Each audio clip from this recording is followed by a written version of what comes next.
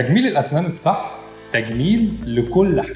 لما بنقول تجميل الأسنان في كابيتال ما بيكونش قصدنا إجراء واحد ثابت، دول إجراءات كتير ومختلفة وهدفهم كلهم إن احنا نوصل لابتسامة مثالية تزود ثقتك في نفسك، وكل وش وابتسامته.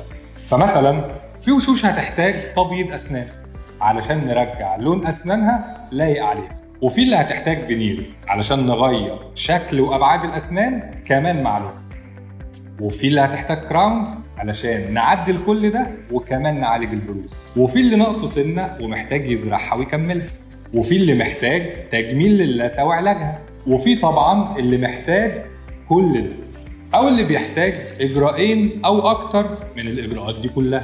وده حقيقي في معظم الحالات، وده اللي بيخلينا نتعامل مع كل حاله لوحدها وبنرسم لها ضحكه متفصله عليها بكل اللي محتاجاه. مش بس هنصلح حاجة ونسيب الباقي، وبمساعدة أحدث التكنولوجيا اللي بتخلينا نرسم الابتسامة المثالية وبتعرفنا الإجراءات اللي محتاجين نعملها بدقة عالية جدا، لأن ده اللي أنت تستاهله، ابتسامة صحية وجميلة ومتفصلة عليك وتعيش معاك العمر كله.